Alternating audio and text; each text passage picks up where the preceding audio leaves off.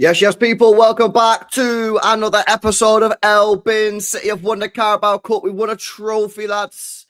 First one in 18 months. Smash the likes up. Make sure you guys are subscribed to the channel as well if you're new. We still got another trophy to fight for. Some people reckon we've got 2 trophies to fight for. Maybe we could speak about that as well. But yeah, hit the likes. Make sure you guys are subbed up to the channel as well. Free energy drinks for life. Bro, I told you yesterday, man. Listen, it's been a while, since I've had a Carabao drink, but when I had it a while ago, it wasn't very nice. I've never ever seen one in person ever in the shop. I got it on a motorway, so I was going to Scotland and I stopped off at a service station, and they had it there. I thought, let me try it, and it was disgusting, bro. It was an apple flavored one, and it was vile, man. I can't lie. But they've got loads of different flavors. Maybe they're nice in it. I don't know. But yeah, I wouldn't recommend it. Stick to the Red Bulls and the Monsters. But yeah, how you doing, bro? You recovered from last night? Yeah, very good. I had a celebratory Burger King. It was great. I had I had a double bacon cheese XL, and I had chicken nuggets and fries, and it was very, very lovely. And I'm up and ready to go. No hangover, thankfully. A bit tired, sure, but no, I'm good. Going to go to the gym later. Going to sweat out the remaining bit of booze. Yeah, all good, all good. Yeah, I've got to say, man, I'm feeling very good today, man. This is probably like the best I've felt in a while. Obviously, we just won a trophy, right? But you just said it then off air. You think that's probably the best we've played all season. And I agree with you, man. And like people need to not get this twisted necessarily for like fluid football or like, techie football. But that's not really been the problem this year for me. I think, we talked about this last night. A couple of the boys came on, and I think for me, more than anything, it was just the way that the players approached the game, and obviously the manager set the team up. And when we went 1-0 up and then we went 2-0 up, we were so professional. We were so professional. We didn't look like we was going to concede a goal. We looked like we weren't panicking. That's been part of the problem this season a lot this year with this City team, and even last year. Panic stations set in when we're winning, which is bizarre because that's been the opposite of what we used to with the City team. Yesterday, it felt like we was watching a City team of like 3 years ago where we went 1-0 up. We didn't then just start panicking. When we went 2-0 up, we didn't start panicking. We had full control of the game. I mean, we dominated Arsenal from like the 30th minute. And even in the last 20 minutes, when Arsenal had a lot of the ball and they were trying to, we didn't really look under that much pressure. We weren't panicking it. We weren't getting the ball in our penalty area and just hoofing it up all the time. We tried to play. And that's been missing from this team for 2 years. Yeah, no, definitely. Yeah, I think Guardiola does deserve a lot of credit because we ended up setting up out of possession in a 4-2-4, which I don't think we've actually done all season. So that was really, really interesting to see. Like, not normally, like we're all used to the diamond press that City have been doing this season. Sometimes it's really, really good.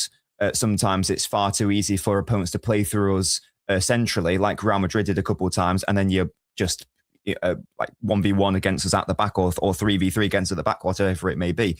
So what City did was and this isn't the first time that a side's played 4-2-4 against Arsenal, but we had our 4 offensive players. So we had, it was Semenyo, Haaland, Shirky, Doku as those forward 4 players. So we were just denying Arsenal any true central access because of the amount of bodies that were there. Arsenal were really sometimes only building up with like 2 centre-backs at a time, sometimes 3. But either way, City would always have a numerical edge on that front line. So it meant that Arsenal would always have to try to punt it out because they didn't actually have an answer for how to progress and get through our front 4. They tried to do some little things, like there was a moment where Declan Rice tried to pull out to left back and Saka played in the middle, so they tried to disrupt the balance there, but they simply couldn't beat us.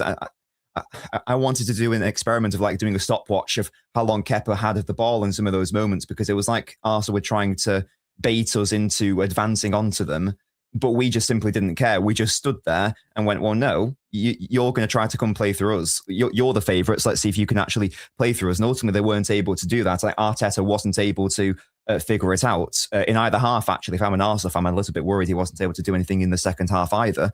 It meant that they then ended up punting it long, and that's probably why Nico O'Reilly played at left back, because if the game plan was to try to force Arsenal to go long, it makes sense to start Nico O'Reilly, who is obviously the taller, more physical player compared to Anait Nori, and O'Reilly did do really good in winning lots of those second balls as well. But the Rodri and just our entire back line were also superb in that sense. So Guardiola deserves a lot of credit. Of course, if it didn't work, he'd get accused of overthinking, and maybe that's valid.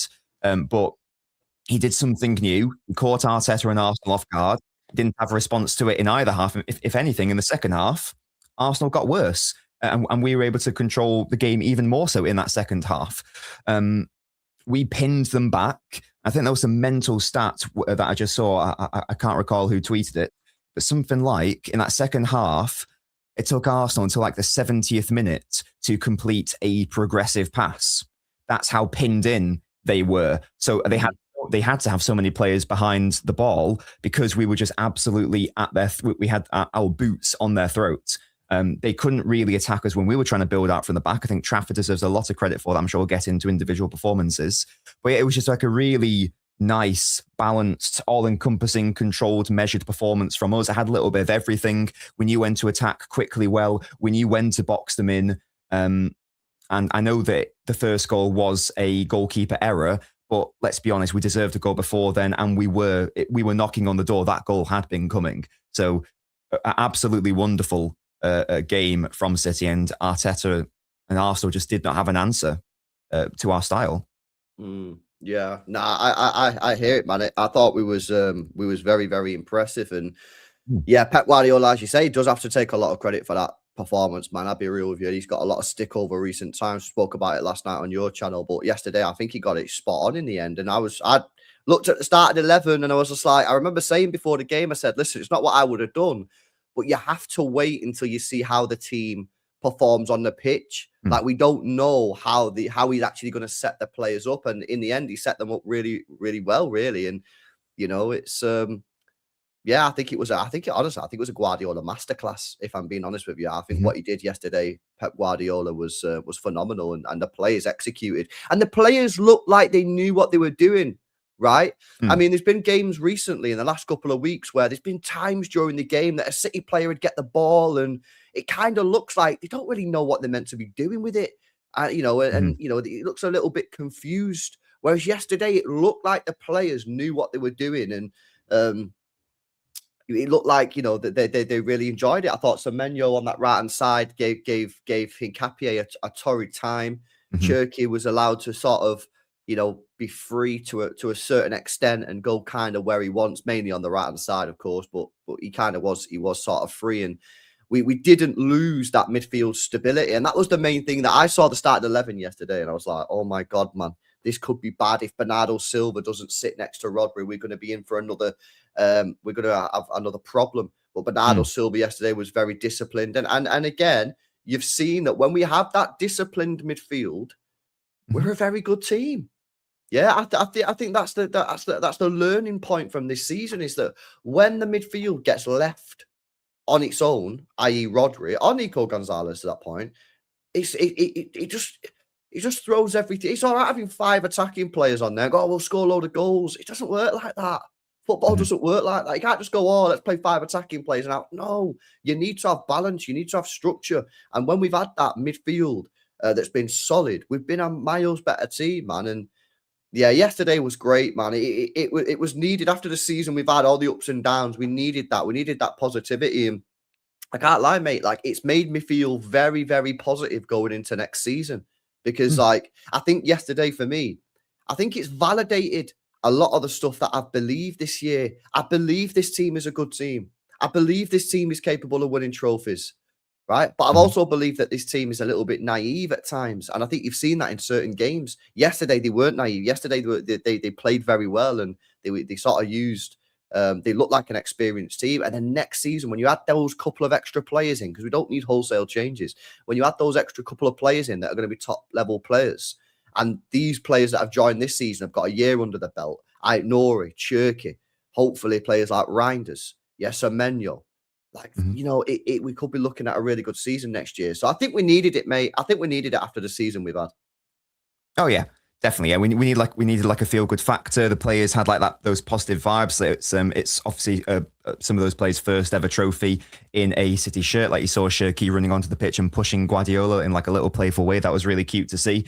And who knows what it means for like the rest of the season if there is a tiny chance of City still being within a tiny shout for the Premier League. And I think the only way that we would win the Premier League, in this universe, out of all the potential options, would have been with a win against Arsenal in the League Cup final. Because had we lost that game, a game where it matters against Arsenal, that gives them loads of confidence. They probably beat us at the Etihad. They're going to win really easily. This is the only timeline where City could potentially win the title, and that is by beating them in the Cup and maybe asking them another question. Does that introduce like a little tiny bit of doubt in the back of their minds going, it's when it matters and we weren't able to beat them again. And then do they lose the Etihad? And then does that compound? Now, probably not. But if we were going to win the Premier League this season, this would have been what must have happened in order for that potential timeline to take place. Yeah, it is massive based on like the medium to long term. It's a proof of concept as well, I think. Because Arsenal are no slouches. Like they finished top in the Champions League table for a reason, like winning all their games, and they're obviously top of the Premier League. They're one of the best teams in the world this season, and we made them look like mugs ultimately. So we have the power to do that. It's now just about getting, but we also have the power to go away to West Ham and not win the game. We also have the power to throw away a 2-goal lead against Forest or a 1-0 lead against Forest at home, blah, blah, blah, blah, blah. So now it's just all about getting that consistency into these relatively young players, and who knows what they can achieve. No, 100%. Let's have a look at some of the chats. People have got a load of comments coming in. I think interesting comments. 4047 says that's the most frustrating thing, bro. These players are good, and now they have won something in their first year. They can go out all season. That's the thing. That's why I've said, and that's why I think Nobbins has said as well. Like this season's been more frustrating than last season because these players are good players, Starshine says our team comes across as naive because a lot of them are very nice young men. Yeah, maybe true that, to be honest with you. It cannot be a coincidence that our two best performances this season against Newcastle and Arsenal have come with Trafford in goal. Okay, well, let's speak about that, right? Because Trafford was very important yesterday. He made a triple save within the first 10 minutes, something like that. I genuinely believe if you go 1-0 down against Arsenal, it's very tricky. It's very, very tricky to win a football match against Arsenal if you go 1-0 down because they are a very good defensive side. This Trafford thing's very interesting, man, because he's a very, very good goalkeeper, isn't he? He's a very, very good goalkeeper. He's good on the ball, right? He's better than Donnarumma on the ball. He's probably better than Donnarumma coming collecting crosses or punching them out. And shot stopping, he's still a good shot stopper. Yeah. He hasn't made a shot stopping error all season. He's not made a shot stopper. Bro, I don't know, man. This thing for me, it's like I like both of these goalkeepers. I like Donnarumma, man, but these Trafford performances, man, are starting to move me, and they're starting to move me in a direction that I didn't think I'd ever go in. Oh my god, I think it's a really tricky one, man. To be honest with you, like, come over.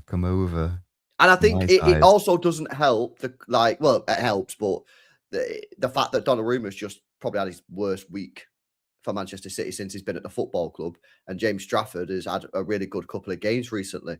I think James Trafford is going to be a fantastic goalkeeper. Will he be at Manchester City? I don't think so. I think he'll probably be moved on in the summer. But there's an argument to say that are we a better team with him in the side? I know a lot of people in the chat think so. I know a lot of people in the chat think we're a better team than with him in the side than Donnarumma. I think there's an argument to say that's potentially true. I mean, I know you've obviously spoken a lot about the goalkeepers this year. I mean, I don't know, like, what's your sort of take? Do you think Trafford?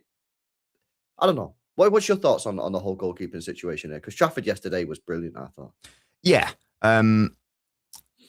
I think the first thing I want to say, and for some people who maybe don't understand my full arguments, it might come across as a little bit rich coming from me, but it's mainly people who just don't understand my arguments or don't want to listen. I think the first thing to say is that you can big up one goalkeeper without shitting on another in the first instance. I just want to say that. So I don't want this to become we all hate Donnarumma and we all think he's a wanker situation, because he's still a very lovely goalkeeper who loves the club, and I don't want it to become like a shitting on him situation. Trafford was really good yesterday. I thought it was great. I think he's been excellent in the entire competition. I think that he was fantastic in the semi-finals as well. Like, we can't forget the semi-final performances against Newcastle as well, especially at St. James's Park. He was absolutely wonderful. And then in the reverse leg as well, at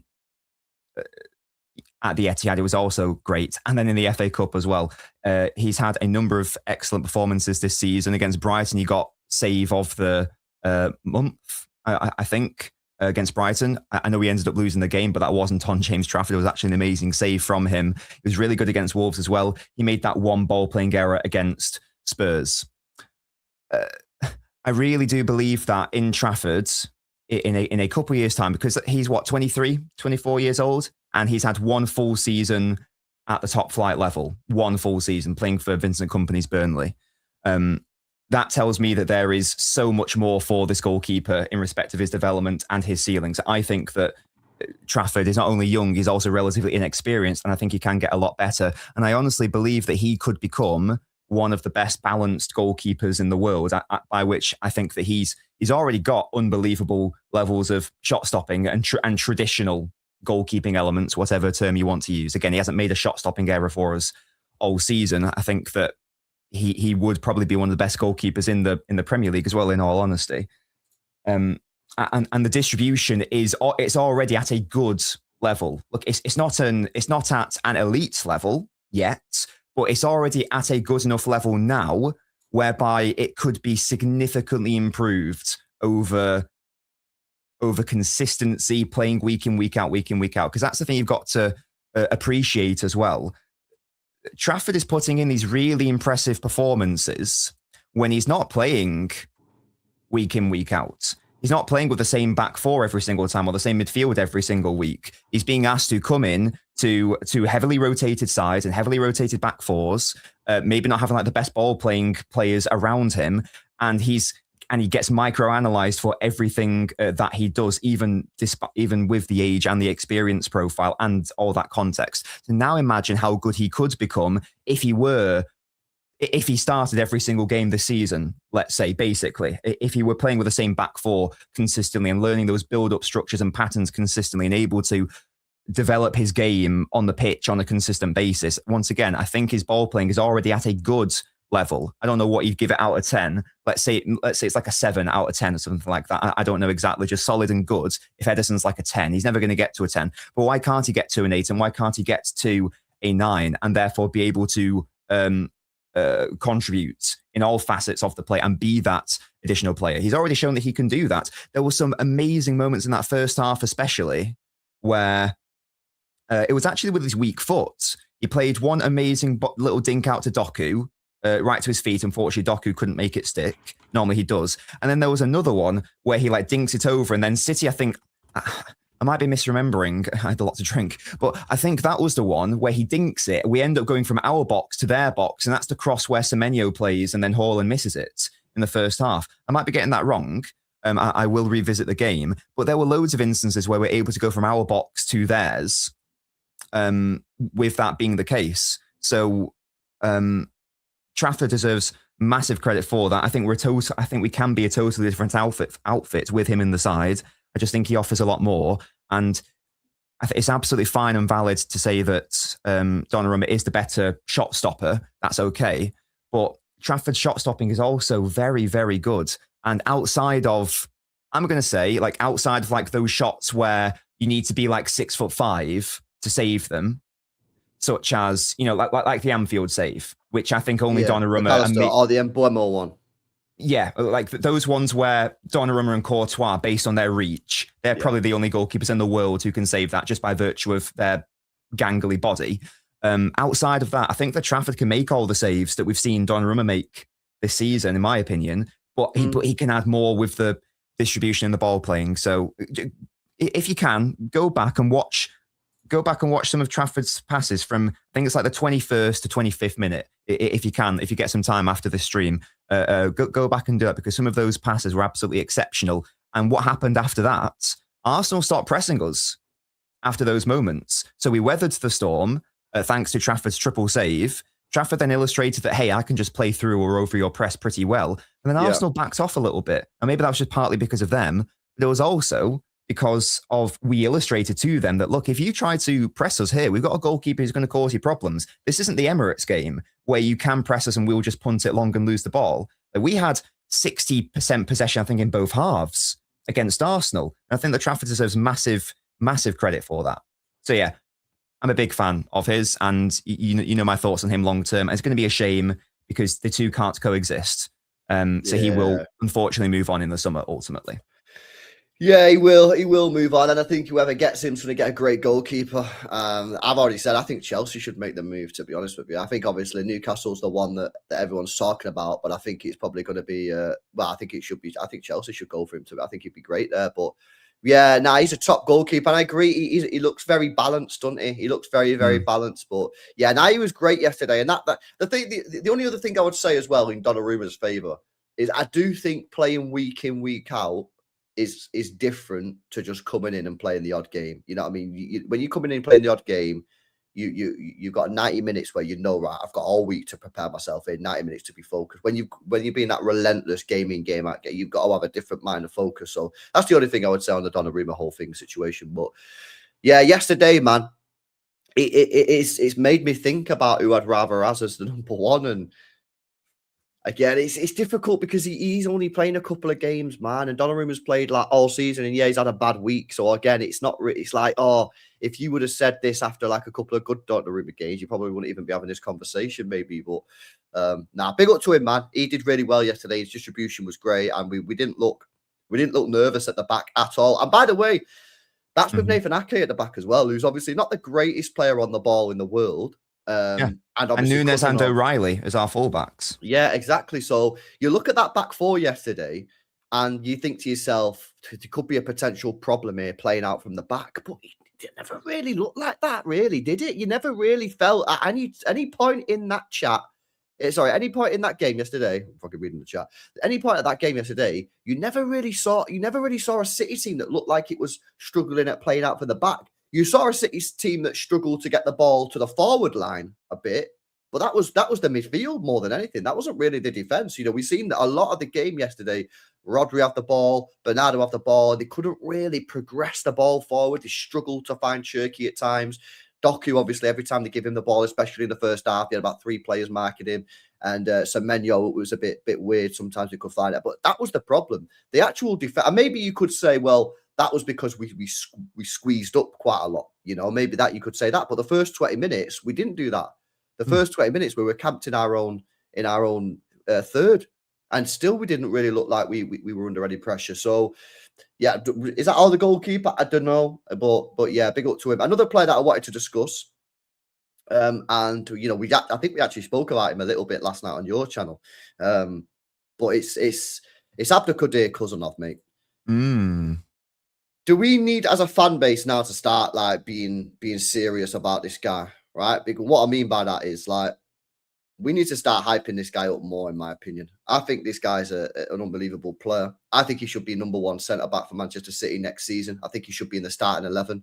I think that what he gives us in that back line is irreplaceable in terms of that, in terms of the pace. And the sort of bailing us out. He did it a couple of times yesterday, by the way, again. And sometimes it goes unnoticed because you're just used to it. You're like, oh, he's just there. It's like, no, the pace has got him there. When he's not there, you notice it, right?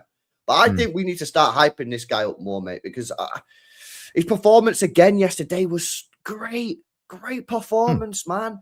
Great performance. And he's coming in, by the way, off the back of he's in the team, he's out the team, he's in the team, he's out the team. Pep doesn't really know. He's been playing Kuzanov. They plays Diaz. So he's not really had like a proper run of games. And yesterday, man, unbelievable. Yeah, unbelievable. Yeah, that tackle on Declan Rice, Clark. Oh, man, absolutely brilliant challenge. Abdulkadir Kuzanov Nobbins. I mean, where are we at right now with him? In fact, let's start from the beginning, yeah? Since he come in last January, the development, what have we seen so far? Where are we at right now?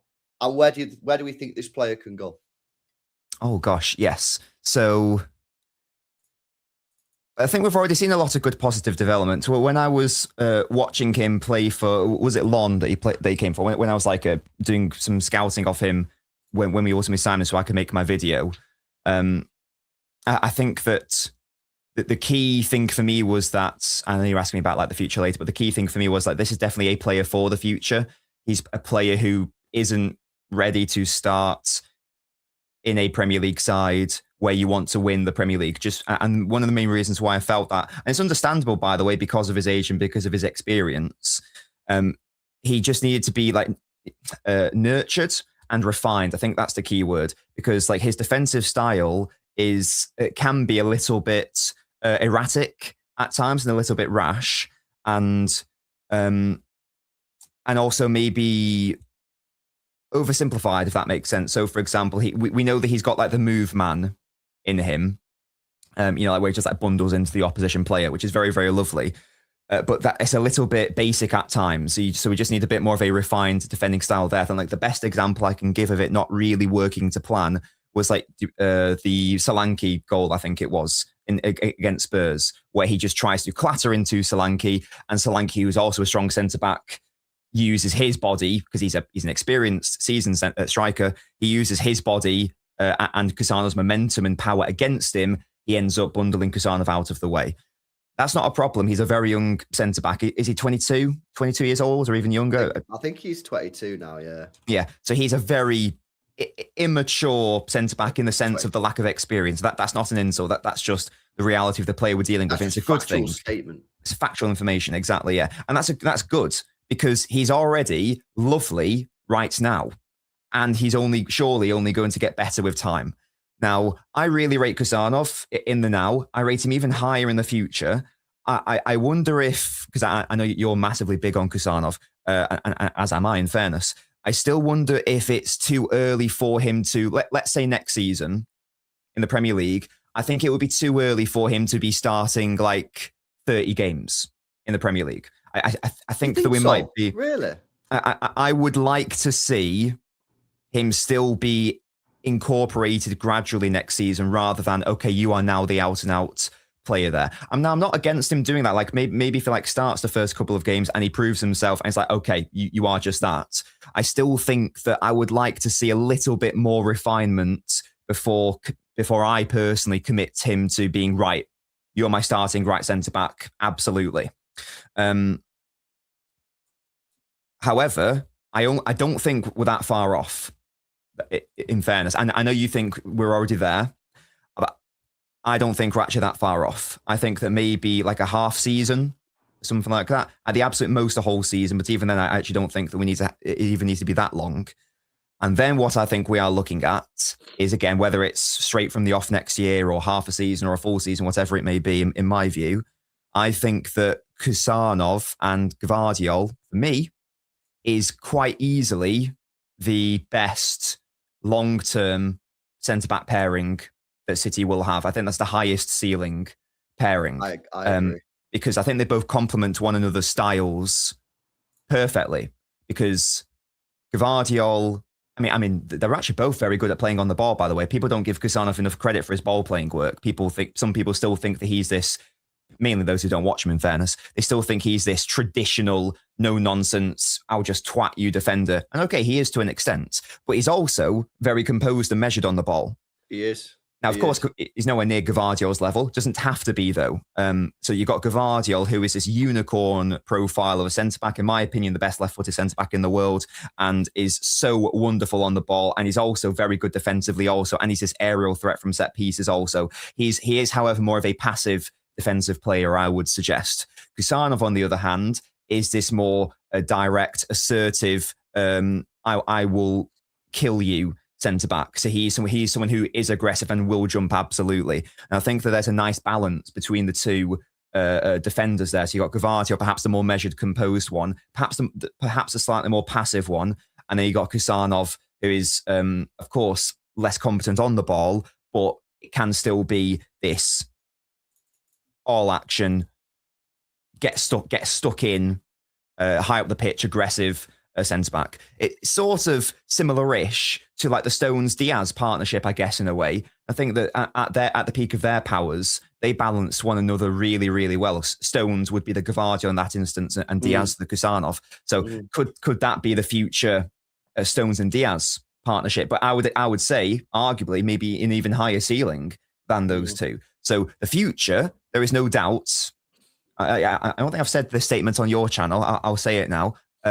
I believe that Kusanov has the potential to become the best centre-back in the Premier League, better than any defender currently in the Premier League. That's how highly I rate his potential and his ceiling. So I think he could become that good. It's just a matter of, and I do think it's a matter of when, not if.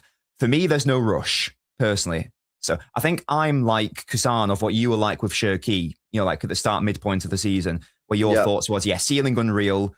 Do we have to start him? Is there a rush to get into the side right now? Perhaps not. That's personally where I am at. I wouldn't be against him starting, 28 Premier League games next season if he can obviously prove himself. But my honest take right now is I don't think there's a rush. And I think there's plenty of time for him to still refine and develop that side of his game. But there's no doubt that as for a prospect, and he's already very good right now, but he could become like exponentially better. And I think that's really, really exciting. Yeah, no, I hear it. I'll tell you the reason why I put him in, right?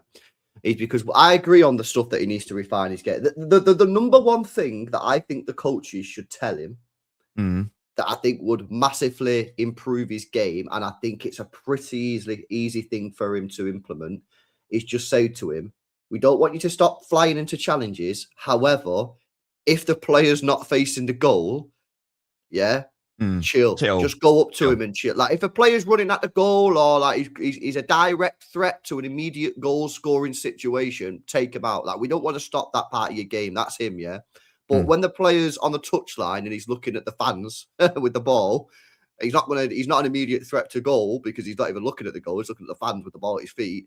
That's when I think if he can just stop giving those free kicks away, I think that's when you'll see his game refined. All the other stuff that you've mentioned, the way that he handled Solanke, that kind of stuff, the not playing players on side, being in a better line, all that kind of stuff. I hear it, man. But I still believe that despite those things, what he gives us is worth it. I believe that is worth it. I think having that pace, that sheer power and pace at the back line, especially when we try to be aggressive, we try to get after teams, is by far worth it. And I think for me, I would put him in there. And I accept that maybe there'll be the odd situation here or there where he might cost us or give stupid free kicks away. But I think by not having him in there, you're going to concede goals because you're not going to have the pace to deal with the ball over the top and behind the defense. So that's where I'm at with it. Let's see what you guys in the chat are saying on the Kusanov thing. Do you guys think that we should put it? Yeah, go on. What you're saying? I also wanted to add one more thing because especially if we are going to play something like against Arsenal yesterday, where the whole point of the game plan is to pen them into their own box, and then Arsenal have like one outlet. If we're going to leave that player 1v1, I know it was Gyökeres and he's shit, but it's still a competent striker. You need to back your centre-back to be able to take them on 1v1. And I personally do back, especially in like a transition scenario, I really back Kusanov against nearly every single like forward player in the Premier League in that sense. So if you're going to pen them in, it becomes even more important to have that transition defender able to deal with them, and Kusanov can absolutely do that. So he deserves massive credit for allowing us to pen Arsenal in. Yeah, I hear it. Definitely get it. I don't agree with your take. My take is he should be starting. What was Pulpy's take? Pulpy's take's the same as yours. Oh, that's basically. But no, I disagree with that take though. I think we should be playing. I think he should be starting next year. I think he should be our number one starting centre back with Gvardiol. I think Gvardiol and Kusanov, man. No, I know. Yeah. As I say, I think they balance each other perfectly. Like partnerships make partnerships. I don't know what the term is. I always forget what that saying is, but you know what I mean. Just unreal. Greater than the sum of their parts at that point. No, that is wild. Shout out to Ayanda, who says Sergio Ramos considered one of the best defenders, second most red cards. Kusanov has to start, even though the narrative is his hothead. I mean, how many red cards has this guy actually had in his career? I don't know if he's had any. Has he? No, he definitely got sent off for Uzbekistan. Oh, sorry. I've not watched his Uzbekistan games. In fairness, he's had one. He's had one in his club career. All right. Was that in France? I think so. I'll check in a second. And Oh, I then don't remember that. he had one recently in a game for Uzbekistan against Iran back in November. I remember that. He fucking took the guy out. He took it. I think he was through on goal, and he just fucking one-timed him. Anyone see that, chat? Anyone see the Kuzanov red card against Iran in November? I'm pretty sure this guy was going through on goal or something, and he just fucking went boom. Why not? Just took him out, man. Yeah, he had one red card. You had one red card. I think it was in France. So yeah, he's not even a player that gets a lot of red cards, really, to be honest with you. But top player. I like you say, mate. Having Kuzanov and Gvardiol, that has everything you need in it. You know, they're both good in the air, they're both good on the ball. They both can, pass the ball forward. Kuzanov started driving forward with the ball a little bit now in the sort of like last couple of months. You've seen him add that to his game. He wasn't really doing that last season, was he? But you've seen that in a couple of games over the last couple of months. Kuzanov's been playing. He's been driving forward, adding that sort of John Stones-esque run to his game. Yeah, just a couple of things for him to learn. I think, like I say, the first thing that he can do is an easy sort of a betterment of his performances. He's just stop taking people out when they're not looking at the goal or they're not running at our net, mate. Yeah, although I don't got a problem with you doing it when they're running at our goal, yeah. But when they're sort of like on the touchline, looking at the fans with the ball and like they're going nowhere, there's no need to touch him, man. Leave him there. But he's going to be some player, man. Yeah, he was great. And Ake yesterday, mate. I want to speak about Ake a little bit because he's obviously coming to the end of his Manchester City career. He's probably going to be leaving this season. He still has a year left on his contract. So you're probably going to get a little bit of a fee for it. But I think it's important, man, to chat. Just won't spend too long on it, yeah? But I think it's important just to say a little bit about him, man, because we bought him for 40 million quid years ago. And I don't think anybody really expected him to be as good as he's been for Manchester City. I mean, he come into the treble season. He locked down the left back that year. He was absolutely phenomenal. And he's just done a fantastic job for us. No nonsense player.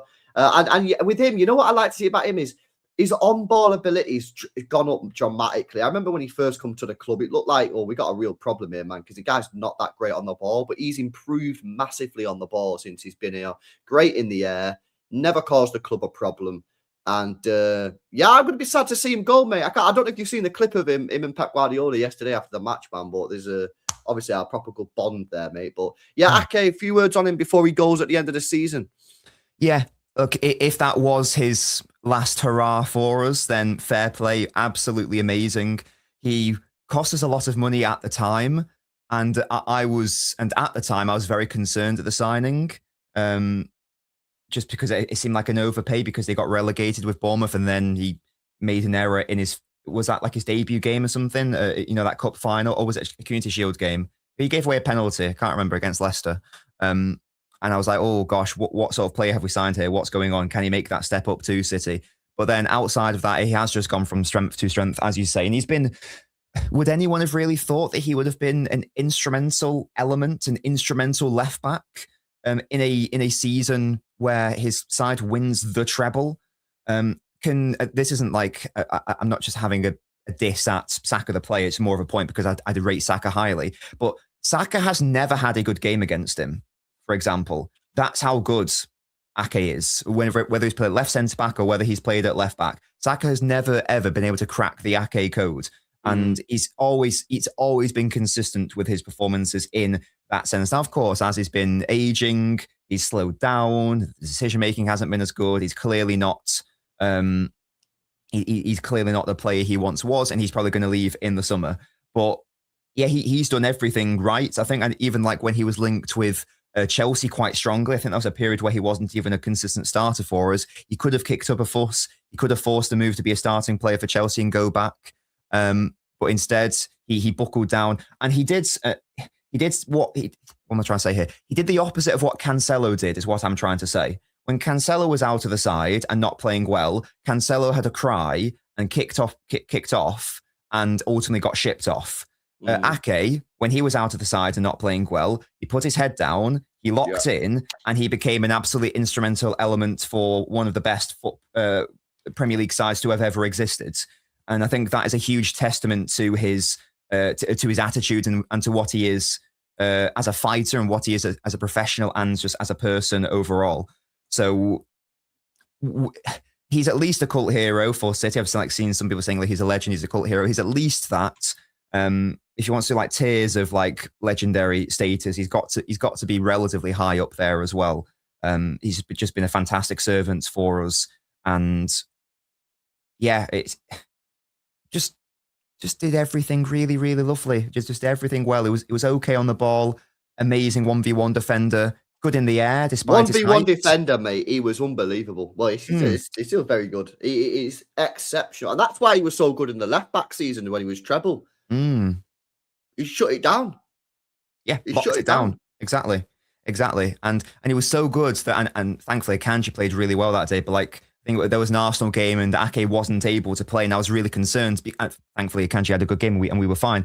But because he had been so excellent that season, I was really concerned at the idea of him not starting. So yeah, he's just been so wonderful for us, and it's going to be so sad when we see these players leave, whether it's Ake, whether it's Bernardo, whether it's Stones, whether they leave now or next year, because Ake doesn't actually expire this year, does he? He's actually technically got one more year. He's got another year left on the contract, yeah. Yeah, but he could be playing consistently for like a side, going for the Europa League, I'd say. Like sort of like an upper mid-stable team at least, couldn't he? 100%, mate. 100%. I mean, the thing is, like if you play in a team that doesn't like play a mad high line, like you're gonna be he's still gonna be absolutely crazy for you. Like and even yesterday he played in a team that played quite a high line and he didn't really do bad. Now part of that's obviously because he's got Cousinov with him, right? But if I'm a team like if I'd say you should go for him, yeah. But like I don't know if you go here. If I was a newly promoted team, yeah. If I was a newly promoted team, I would pull out all the stops to try and get Ake at the football club. Now, whether he'd want to go there, yeah, he might not want to go to a newly promoted team. He might want to still play for, a Europa League side or a big team or whatever. But if I was a newly promoted team, mate, who's not going to try and play nice football, yeah, like Burnley and fucking Southampton and just get relegated straight away. If I'm going to be a team like that's going to come in and battle. Like a Sunderland or something like that, and we're going to buy proper players. There's no one better that you can buy, and you're gonna get him for like 15 million, mate. That you're gonna get him at a top price. So yeah, big up to him, man. He was so good yesterday, and it was like a nice way for him to end. To be honest with you, yeah, it did kind of feel to me like an end of an era. You know what I mean? With some of these players. I saw Bernardo Silva, obviously captain the side, lifted the trophy. He's out of contract this summer. He's obviously going to be going. Ake's going. It felt like, yeah. I mean, if you look at the team, you've got Rodri, Haaland, Foden, who don't even play anymore. Diaz, who wasn't even available. Like, you know what I mean? A lot of them have gone now since the treble year. Like there's not that many players left from the treble team in this side. So it feels like an end of an era a little bit. So Stones looked like he wanted to cry, iconic. I don't know if you've seen it. I don't know. Did you see the clip of him holding the I've not now. He looked like he wanted to start crying, John Stones, when he had the Carabao Cup in front of the City fans at the end, man. He looked like he was going to start crying, man. But yeah, it does. But yeah, big up to him, man. Big up to him. Oh, let's move into the midfield area, yeah? Let's move into the midfield area. I will come on to Nico Rye. Don't worry, we won't forget about him. Rodri. Where are we at with Rodri, man? He's had a year. He's had a couple of injuries since he come back from the ACL. Some City fans are saying that he's washed, finished. Some City fans are saying Nico G's better than him. Some City fans are saying cash in on him this summer, get rid of him, get the cash in and let him go. In my opinion, the last two games that Rodri's played, yeah, I think have been very impressive. Real Madrid, he gave everything in that second leg, everything that he had. And yesterday I felt the same. I'm still a firm believer that if you give this guy a proper pre-season, and you allow him to get into the team just at the same level as everybody else, he can still get up to heavy, heavy levels of Rodri. All right, will we ever see him at Ballon d'Or level? Probably not, yeah. But I still think we can get him to 85, 90% of where he was before the injury, and that's still the best DM in world football. Where are you at with Rodri? What do you think's going on with the contract? He's got a year left on a deal. It's still not been signed. Some City fans are getting worried. Like, where are you at with the whole Rodri piece? Yeah, we have to do everything within our power to get him to sign a contract and commit his future to the club. He's at the age now where he's got one last big contract in him, you would assume, because he's a 30 or 29 or 31. He's there or thereabouts. So he's at the age where, like, a 5-year contract, that's going to be his last big contract. This would be like where he's ultimately like playing his peak years. So we absolutely do need to do that. He has, this has been a season following an ACL injury, which is a very debilitating injury, obviously. And it's not every single player responds the same to returning from injury. So, for example, Timber did his ACL, but then he was absolutely fine and at it the next season. Van Dijk did his ACL. He was bad for the whole season after, and he needed a whole season to get back up to a semblance of speed. And then the season after, he was amazing when Liverpool ultimately won the title.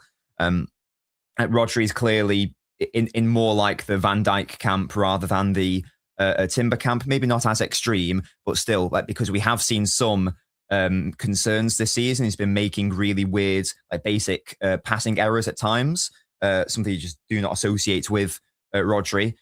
But I'm willing to say that, okay, it's because you had sorry, my cat's trying to eat my trousers here.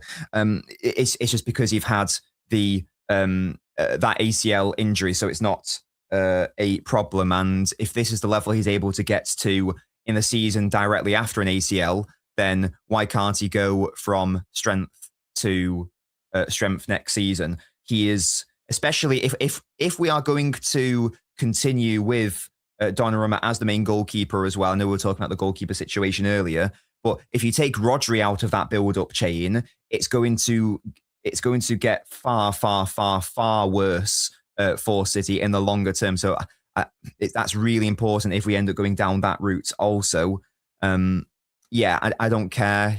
I don't care about, like, the issues that he's had this season. I still think he's the best. I still think he's the best midfielder in the world. In all honesty, I actually don't care. I'll stand by that. I don't mind that he's having a season now where it's some games haven't been ideal because of him coming back from injury. He's still so crucial to what we are trying to do as a club, that the style of football we're trying to play. He is the perfect bridge between our midfield and the attack. No one can do what he does. If you're playing, City often come up against low block sides or defensive sides. Rodri is a cheat code for a lot of those instances. So, in my opinion, if you can get Rodri to sign an extension, you absolutely have to. As we understand it, so far, it's not actually a club issue, and it's potentially more of a, does the player want to commit his longer term future? That's what we understand right now.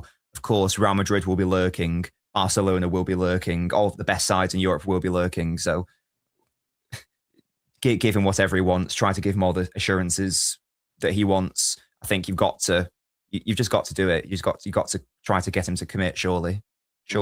Yeah, I'm with you, mate. I think that it would be crazy to let this guy leave, man. Like, people are saying cash in on him. Nah, man, don't do it, mate. Don't do it. Like, honestly, mate, I think you'll regret that. Yeah, and nah, there's no way I'd let him go, mate. And even if he said he don't want to sign a contract, I wouldn't cash in. I'd ask him to stay for a year and then let him go on a free the year after if he was open to doing that. I think it would be crazy to let this guy go, man.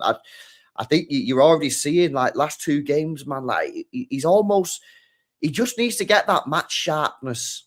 That's the only thing that's missing really from the game, is that sharpness of his game. Like, he still looks like when he's playing, he looks like he's been on the pitch for an hour when we've only been on the pitch for 30 minutes type thing. And that's just a sharpness thing. That's just a fitness issue. But that's why I think once he's had a full pre-season, he's got the World Cup coming up, which he'll play. Then he'll have a bit of a rest. Then he'll go into pre-season. I think next year, man. You know what I mean? And yeah, for me, I would not let him go. I push back on every single City fan that says, nah, get rid, cash in. I think that's not the way to go. That is not the way to go, man. Let him get back to levels. And he doesn't need to get back to Ballon d'Or levels, lads. He don't need to do that. If he gets back to 85% of the level that he was at pre-ACL, he's going to be the best midfielder in the world still. So yeah, and if we can bring in a midfielder like Anderson, who can do a lot of the running and distance covering for him as well, that's going to hopefully, like, prolong Rodri's longevity as well. That's something to consider. Yes, I agree. And this is part of the reason why people after certain games this season, when they were calling Rodri washed, were focusing on the player rather than the system. And the big one was Bodo Glimt. Yeah, I remember the Bodo Glimt game. And people was trying to tell me, oh, LB, he's finished, man. He's washed. I remember if I go in the watch along, watch him when he got sent off. People are like, he's washed. He's fitting. No, man. Like, he got hung out to dry in that game in the midfield. Yeah. So when you've seen him have players near him, whether it's O'Reilly, whether it's Bernardo, he's been decent. He's been good, man. And like you say, next year, if we can level that up with players who've got energy and legs, like an Anderson, it's going to take a lot of that pressure off Rodri. Rodri can focus on doing what Rodri's best at, man. So, yeah, hopefully he signs the contract. It's not looking good, in my personal opinion, based on what he's saying. If you read his comments and that, see what he's saying. He's been saying for like 18 months, maybe longer. It's not particularly like positive news, but there's hope. We hope that he stays, man. And I'm sure City, well, I don't know if I'm sure. If they've got a brain, the club will be offering him big money and try to beg him to sign. But at the same time, he's a Spanish guy, and I reckon he walks into Madrid. He walks into Barcelona, if I'm being honest with you. So yeah, let's see what happens there, man. But it was nice to see. It was definitely nice to see. Let's see what else you guys are saying on this one. I wonder if Rodri's waiting on the club to sign Anderson first. I don't know. I should have bookmarked him, man. I always say this. I really need to start using the bookmark feature on Twitter. I never use it, man. And then it's very good. Would recommend. I start need to use it, man. But he said stuff like, off the top of my head, he said stuff like, the club have made a lot of mistakes off the pitch. That means for me, that means he thinks the player we've not signed good players. Like, that's the only thing I can really see. He said other stuff as well, like that I can't really remember, but the stuff that he's been saying isn't really giving me confidence that he's going to sign the contract. However, he's saying that based off of 18 months of negativity. Last year, it was shocking. So far this year, it's been up and down.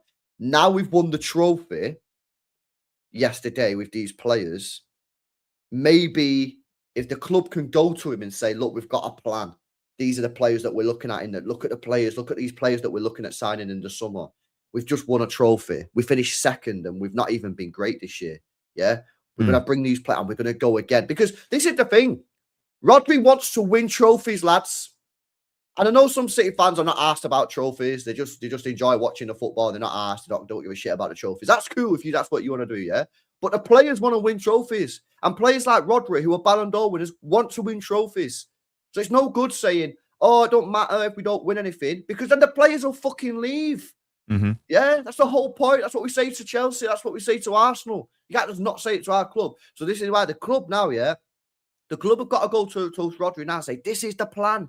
These are the players that we're signing. We're signing Anderson, top player. We're signing a backup to Nunes, because when Nunes doesn't play, we lose. Yeah, we're getting fucking this guy in. Gvardiol's coming back from his leg break. Kuzanov's a beast. Yeah, we're signing another winger or attacker that's going to be better for the system. Yeah, with Nico G's cooking now, you're not going to play 70 games a season. We'll manage your minutes better. I promise you I won't play you 3 games in a week when you've just come back from an ACL. Yeah, he did, and then he got injured. So yeah, hopefully he signs, man. But I just wonder, if winning this trophy can maybe make Rodri think that this team is a good team and that it can win stuff. Because when you see the comments that he's made over the last year or so, that's what I think. I think he wants to win shit. I think he's a winner. You listen to what he says, man. He's a winner. Of course he is. So last year would have hurt. He's not even playing last year, but that would have hurt him. He's looking around at the team winning 1 game in 14. He's thinking, what the fuck is going on? Yeah, so hopefully Rodri can sign that contract, man. And I said it last night. I tweeted it before, mate. But I am feeling so positive for next season. So long as the club acts this summer in a serious way, get the players in that we need to get in. Stop fucking about with money. Yeah, because if you fuck about with money, you'll go and sign a player who's not good enough. And then 2 years later, we'll be spending even more money, like we've done on the whole midfield situation. Who's the right back you want? Who's the midfielder you want? Who's the winger you want? Ring up, ask what the price is, and pay the cash. Because remember, once you've got those players in, there's not a lot that you need to do with this squad because it's very young. So then you go back into a situation of the summer next year, 2027, you'll need to buy one player or two players. It'll be one out, one in. So you don't have to. People go, oh, but you can't be spending 300 million every season. You don't need to spend 300 million every season. If you go out this summer and buy your right back, buy your midfielder, and buy your attacker, what have you got to do in 2027? Oh, yeah, What have you got to do? Nothing, unless and you just do a one out, one in situation, and you just keep topping it up and staying on top of it. I say the problem is, and this is what I've said for time, the problem is once the treble hit, you let the squad drop off a cliff for 2 seasons, and that's why then you've had to pump money in. That's why you've done £1 billion, because you've had to get the team back up to the level. We're almost there. Top it off with a few top players, and then going forward in 2027, you don't have to spend 300 million. Oh, someone comes to, I want to leave. No problem, you can leave. We'll get a player in straight away. You don't let players like Alvarez leave and not replace him. Yeah, like we did last summer. Yeah, so that's what you got to do. So yes, I think it needs one more summer. Yeah, one more summer this season of big money, not a lot of players, and then it's one in, one out for the rest. And you just stay on top of it, man. This summer's important though, man, because we need quality through the door. We got to get that quality up. We got to finish the squad. We got to balance it off because there's still areas of the squad that I think are unbalanced. Get that all sorted, and then you're chilling. Then next summer in 2027, you don't need to buy anyone unless someone leaves. Yeah, I think we will do that. I think that we've long said that the 2 main areas that we need to look at is finally a Gundogan replacement. If Pep's not going to use Nico like that, and he's seemingly not, then we do need an actual Gundogan replacement. Therefore, and we do need another option at right back. So that's probably going to, it seems like it's almost definitely going to be Anderson. I know we're also being linked a little bit with like a Tonali, but it seems likely that it's going to be Anderson who will come in. That's a very lovely signing. He will cost a lot of money, but it's going to be a lovely signing if we do end up doing that.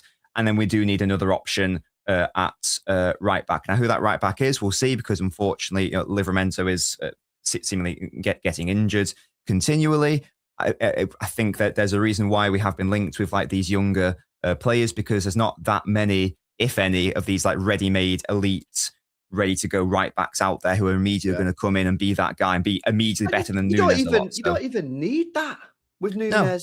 Nunes has proved to everybody, even his biggest doubters, and I was a doubter of Nunes. Yeah, he can be very competent. Yes, you do not need necessarily to go. And I'd argue, how many right backs out there in the world that are better than him right now? And then exactly. You go in, are they obtainable? That's the thing, isn't it? So I think that what we'll probably be doing is, and I think what it does make sense to do, is go down the route of getting a right back who is still good now.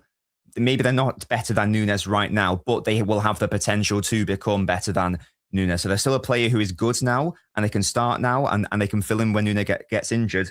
And maybe in like 2 years, or maybe even like 1 year, depending on how they develop, when they're in like, their early 20s, let's say like 22, 23, they'll then take over from Nunes. So that's have you got any right backs that you've seen that sort of like fit that mold? Yes. So I'll name some names. I haven't actually scouted these players yet. It's probably my job in the summer, but we are being linked. Sorry, no, not being linked with. So Reed is an example. Another example would be Martin Fernandez, who I quite like a lot because he can play right back and left back and right centre back and right wing. He's a fun player. Relatively rogue shout would be Costa, who plays for the same team as Fernandez. He's slightly older than Fernandez, though. Maybe doesn't have as much of a higher ceiling.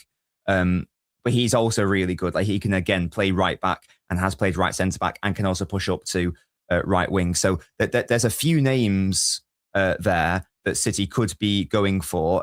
Don't think so.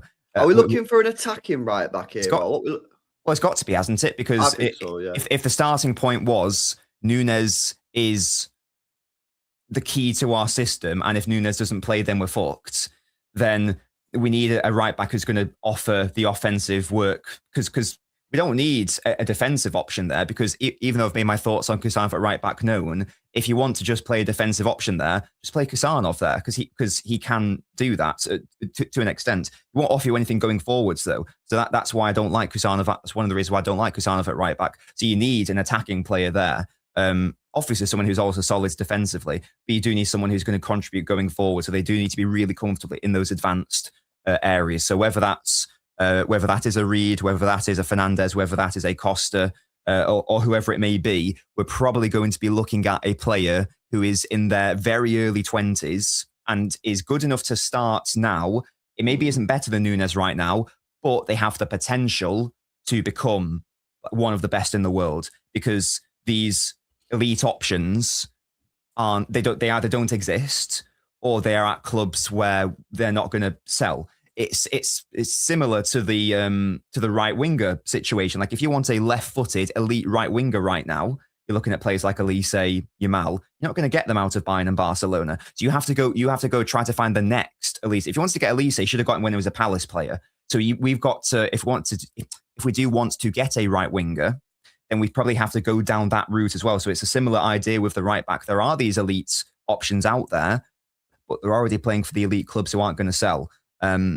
So if we do end up getting a wide player, it probably would have to be along the similar lines. So I'd expect 2 incomings, maximum 3 in the summer. But I'm going to say minimum 2, because I think minimum we need a midfielder. Absolute minimum we need a midfielder and a right back, and maybe it depends on how it goes. I think Marmoush goes me in the summer. I think he goes. He does. I think that when he gets subbed off. Yeah, when he gets subbed off, he just looks fucking fuming and gutted all the time. I actually feel sorry for him, man. Like, I don't think he's played particularly well this year, if I'm being honest with you. But I think it's also difficult to play pretty well when you're not regularly in the side. I think people underestimate how hard it is to play well when you're just in and out, in and out, in and out. You need rhythm, you know. So I think he'll leave. I think Savio will stay. I think Savio will stay at the football club, whether you agree with that or not. It's irrelevant. I think he stays. Pep Guardiola gassed him up the other day. I think City will give him another year, just like they did Jeremy Doku. But I think Marmoush is the one that will leave, because Marmoush is like a ready-made player. Like, he's 27, man. You know what I'm saying? Like, he should be starting week in, week out. And I also just don't really think he suits us, man. Like, he always looks out of place.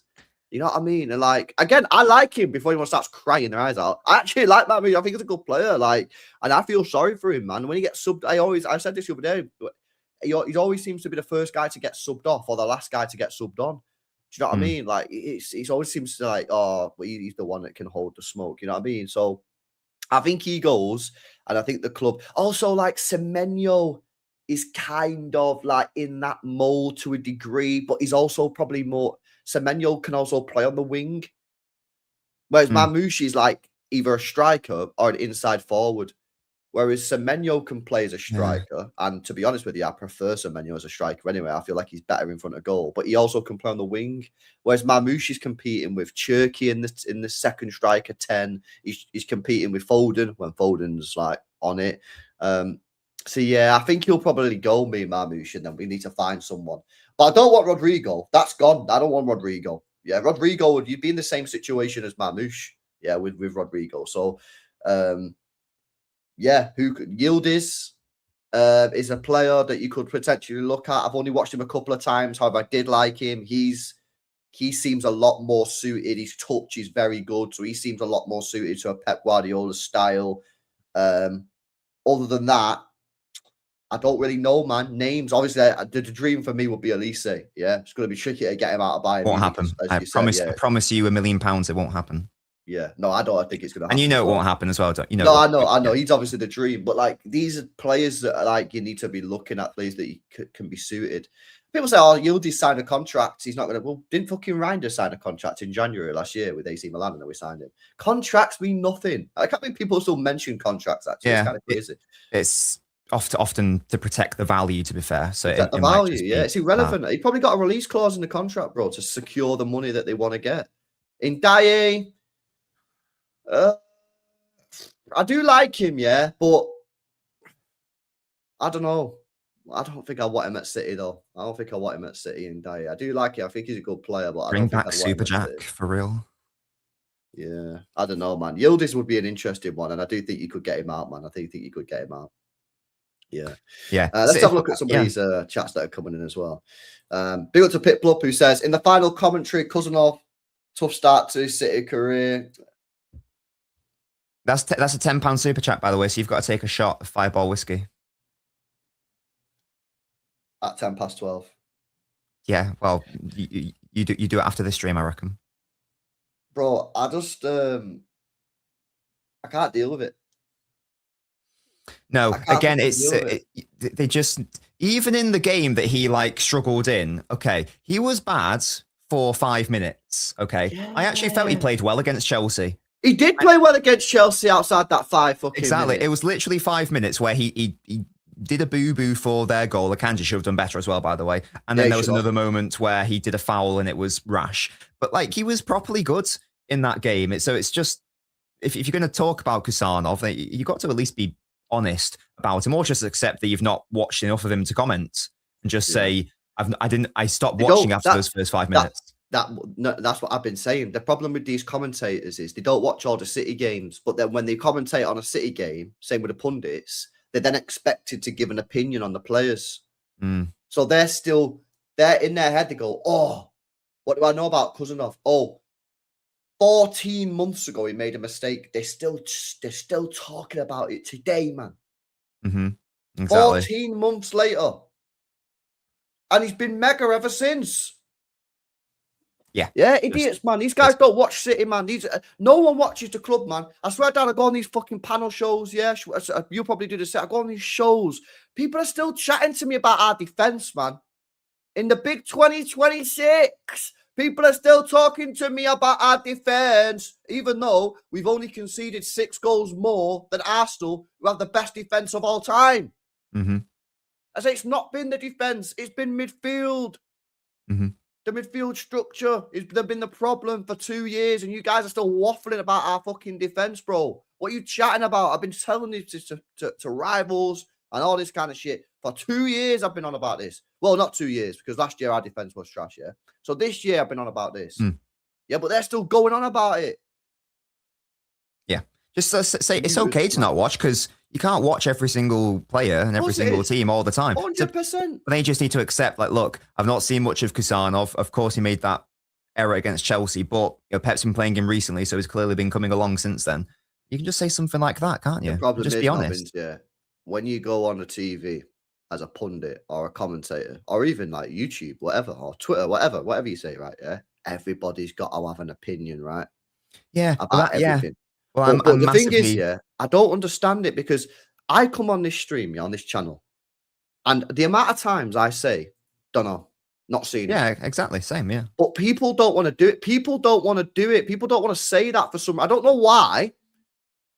I don't know why people don't want to say it. Why don't people want to say it?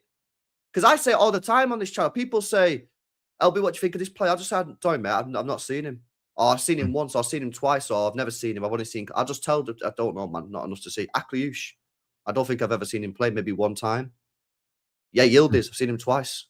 I just tell people what I see, man. But people don't want to do that. People want to tell me they're watching fucking Stad Ren for 2 seasons in a row. Like, I know everything about it. No, you don't know everything about this player, man. What are you lying for? You're telling me you're watching this team. Like, but people just lie, innit? They don't want to just have the truth. And I don't know why they do that, man, to be honest with you. Yeah, it's fine to accept that you have a life and that you don't watch every single football game to ever exist. You can't be an expert on every single player. It's fine to say, I don't know. But if we get linked with him more, maybe I'll look into him more, or something like that. Yeah, if you're going on TV and it's your job to be a pundit / commentator, then you should be doing your research. That's a different thing, isn't it? Because it's not really my responsibility to be an expert on, I don't know, Yildiz, as you've just said there. It's not really my responsibility. But if I went live onto TV and I was getting paid an exorbitant amount of money to talk about football and talk about transfer links or whatever, and player performances, then yeah, you do your research, wouldn't you? And find out how the player's been playing. Well, the perfect example of this, is the Kevin De Bruyne signing on Gillette Soccer Saturday. Oh yeah. Gosh. Yeah. None of them had watched him in Wolfsburg. Why would they? Yeah, but the thing was, that was like, couldn't they have just like even gone on Wikipedia and seen accolades? One Bundesliga player of the season. No. Won Wolfsburg a trophy, and Wolfsburg have only won 1 trophy in their history before then. Even something basic as like a Wikipedia search. Couldn't you have done that? No, that's not what they do. Bro, I've been at some of these shoots before, right? And these guys, turn up 5 minutes, 10 minutes, 15 minutes, yeah, maybe half an hour before we go live, and then just start speaking. They don't do no research. So when they're sat there, yeah, talking about Kevin De Bruyne in 2014 or whenever it was we bought him, yeah, was it 2014 we bought him? No, 2015. Yeah, it was his second Pellegrini's second season, wasn't it? Was it? Yeah, I think it was his second Oh, season. no, maybe it was 2014 then. Did he win the league with Pellegrini? Because he did. No, he didn't. No, I didn't. No, it I was was 2015. Yeah. Yeah, it was his second season, I think. Right. Yeah, when we signed him in 2015, yeah, these guys, yeah, bro, it's just mad. They just chatted shit. Like none of them fucking watch Wolfsburg, and I understand who's watching Wolfsburg. When was the last time anyone in this chat watched Wolfsburg? No one's watching Wolfsburg. Yeah, but then they're asked about Kevin De Bruyne, and they just go, "Well, Jose didn't want him. He didn't do well at Chelsea." And by the way, yeah, which the maddest thing is, right? I always say this about Kevin De Bruyne, yeah, but if you go and watch his debut highlights for Chelsea, he played against Hull. Yeah, he played well. He played well. Chelsea. Go and watch his highlights on. Honestly, it's mad because he looks like a kid. Yeah, go and watch his highlights on YouTube. Chelsea v Hull, Kevin De Bruyne highlights, bro. You can see that. You can see it. You can see the talent is there. But obviously, they had other players in the team. I think they had Oscar at the time still, if memory serves me correct. Yeah, they did. Remember, yeah. So they had other players, yeah. And obviously, he couldn't get anything. He went to Wolfsburg. He cooked, destroyed him, scored all these fucking goals and shit, yeah. Broke the assist record. Broke the assist record, player of the season. And then they asked him about it. And instead of just saying, didn't work out at Chelsea, not sure why. He's gone to Wolfsburg. I've not watched him, but the stats are mad. But they can't say that because they need to say shit, man. And this is why, like, I don't really listen to pundits and that. I exposed these frauds on ESPN in the summer.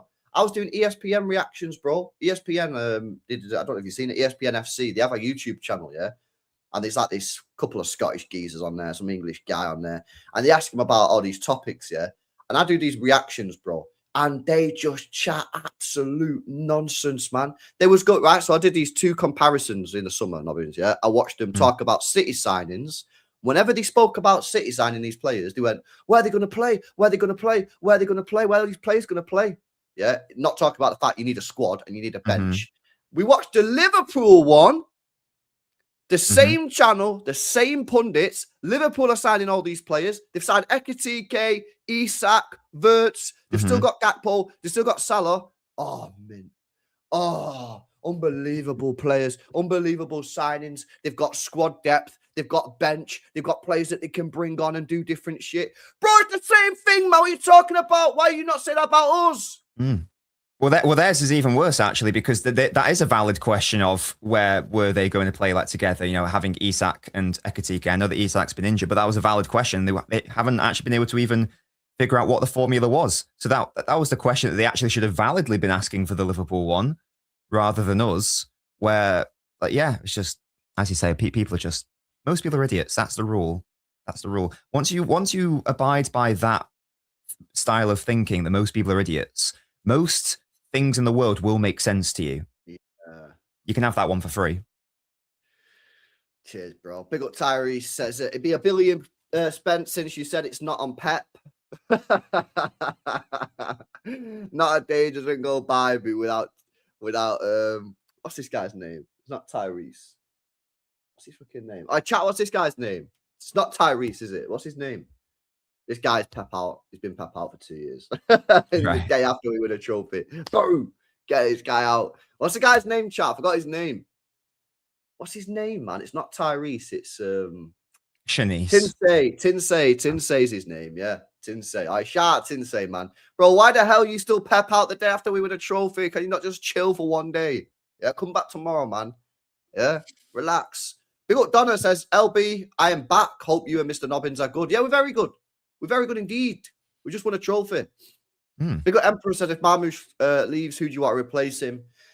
I think, first of all, you need to decide on, like, do you want a right-sided player or left? Now, if you're keeping Savio, which I think we will, you probably want to look more on the left.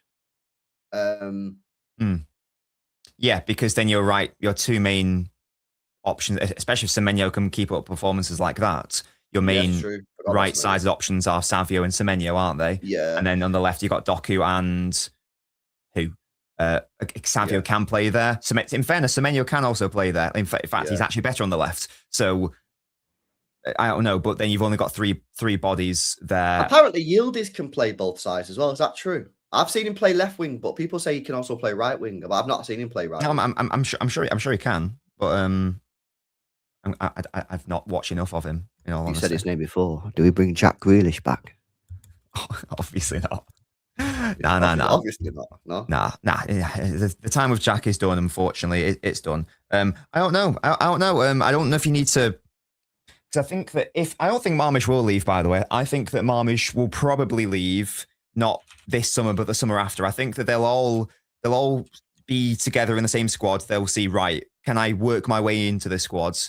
And if Marmish is like, I can't do it because I'm not as versatile as Semenyo is, I need a very specific structure in order to succeed, then I think then he will go thereafter. So I'm going to cross that bridge when we come to it, first of all. But if you've got Semenyo in, who is going to be the more versatile forward player, you can probably get more of a natural wide player, because we know that Pep loves his wingers.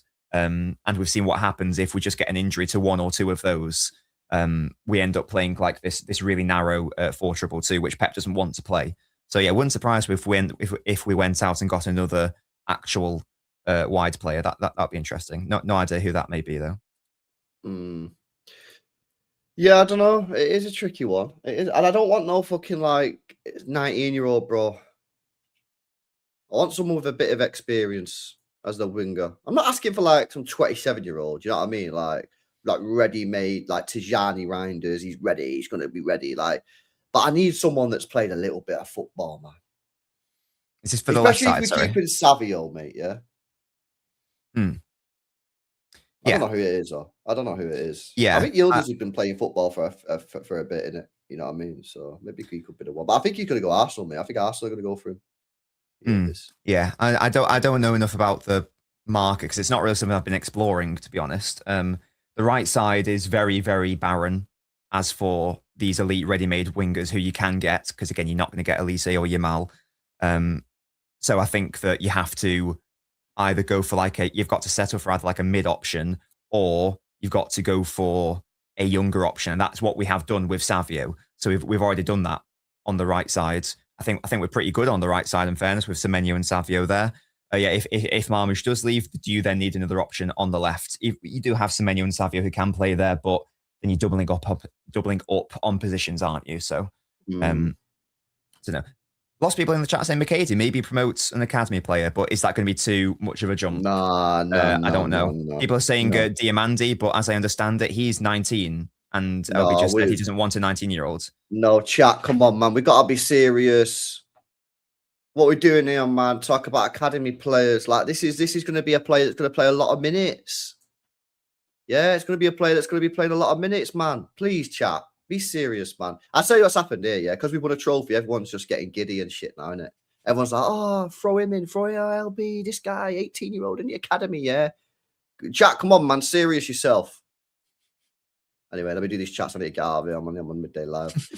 Big up Donna says, LB, congratulations on another trophy you got. I want your club to win the league. You better. We're not, but big up to you anyway. Big up Nelly says, as shit as Arsenal are, we lost the league to them. I know, man. I know. It's annoying, isn't it? Because they're trash, innit? We all know they're trash, yeah, but it is what it is. Next year, we'll get it back. Big up Nelly. Big up Donna again says, Tinsay isn't good looking at all. I don't watch him. You are both more good looking than Tinsay. Mr. Nobbins, why don't you talk to me anymore? I don't know who you are. What do you mean, don't talk to you anymore? Who are you? It's some bloke that pretends to be a woman. I get that, but what? I've not seen Donna in my chat. So how can I respond to what isn't there? Hello? Yeah, I don't know, man. You sorted that out, to be honest. Come to my stream tomorrow. Come in the chat, and if you're nice, I'll reply to you. I engage with all my commenters. Are we getting a how Pep Guardiola out masterclass Arteta video? Yeah, I do want to rewatch the game. I do want to do a tactical analysis video. Hopefully that comes out today. I also want to go to the gym and sweat out some of this booze. So it might be a late one, but we'll see. Yeah. It's going to be good. I think I've already got some arguments for what I want to talk about. We've already touched on it in that video, in fairness. But yeah, I'll go into it in more detail, obviously. Brilliant. Guys, make sure you guys are subscribed to El Nobbins for that video, man. It's going to be great stuff. Smash the likes. Make sure you guys are subscribed to the channel. And we're going to Midday Live. The only winner on the panel is me, guys. I got the shades. Let's go. See you in a bit.